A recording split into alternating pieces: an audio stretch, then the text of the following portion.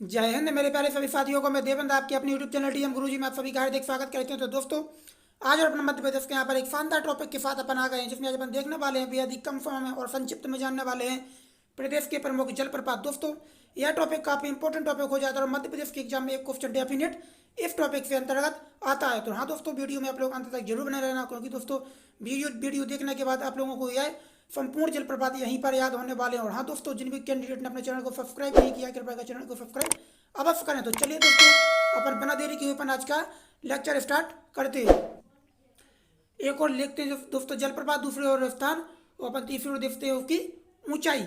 सबसे पहले नाम लेते हैं चचाई जलप्रपात का। किसका नाम? चचाई जलप्रपात, जो कि आपका रीवा में है और यह मध्य प्रदेश का सबसे बड़ा जलप्रपात है और इसकी ऊंचाई की हो जाएगी आपकी 130 मीटर।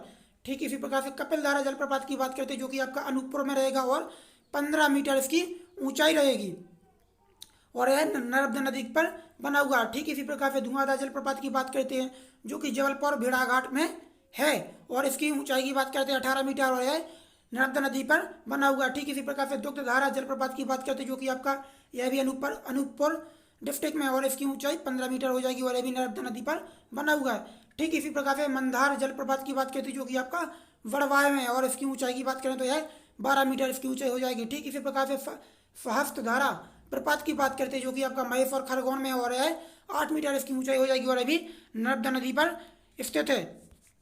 ठीक इसी प्रकार से अपन और आगे बात करते हैं बहुटी जलप्रपात की बात करते हैं, जो कि आपका कहाँ पर है? रीवा में और है बहुटी नदी पर बना हुआ है। ठीक इसी प्रकार से केप्टी जलप्रपात की बात करते हैं, जो कि आपका रीवा में और यह भी केप्टी नदी पर स्थित है। पाताल पानी जलप्रपात की बात करते हैं, जो कि आपका इंदौर में और है चंबल नदी पर स्थित है। ठीक इसी प्रकार से टोंस जलप्रपात की बात करते हैं, जो कि आपका टोंस नदी पर स्थित है। ठीक इसी प्रकार से पांडव जलप्रपात की बात करते हैं, जो कि पन्ना के निकट है और इसकी ऊंचाई 38 मीटर हो जाएगी।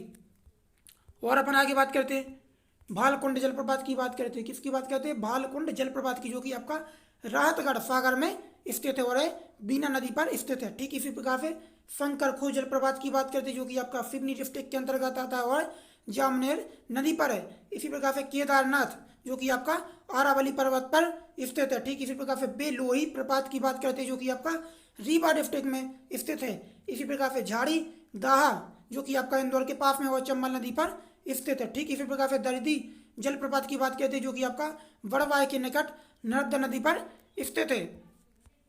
और अपन बात करते हैं पियावन। क्या दोस्तों? पियावन जलप्रपात की बात करते हैं, जो कि आपका कहाँ पर है दोस्तों? रीवा में स्थित है। रजत प्रपात की बात करते हैं, जो कि काफी इंपॉर्टेंट है दोस्तों। कौन सा? रजत प्रपात, जो कि आपका पचमढ़ी में स्थित है। ठीक इसी प्रकार से डचेस फॉल जलप्रपात की बात करते हैं, जो कि आपका पचमढ़ी में स्थित है। ठीक इसी प्रकार से अप्सरा जलप्रपात की बात करते हैं, जो कि आपका पचमढ़ी में है। और अपन आगे बात करते हैं चूलिया जलप्रपात की बात करते हैं, जो कि आपका मंदसौर में चंबल नदी पर स्थित है। तो दोस्तों अपन ने बेहद ही कम समय में यहाँ एक शानदार टॉपिक को जाना और जानते हुए अपन आगे बढ़ते। तो दोस्तों आशा करता हूँ ये वीडियो भी आप लोगों को पसंद आने वाला है। तो दोस्तों अगर आप लोगों को ये वीडियो पसंद आए तो दोस्तों लाइक शेयर कमेंट करना बिल्कुल भी ना भूलें। तो दोस्तों फिर मिलेंगे अपन एक शानदार वीडियो के साथ, तब तक के लिए दोस्तों जय हिंद।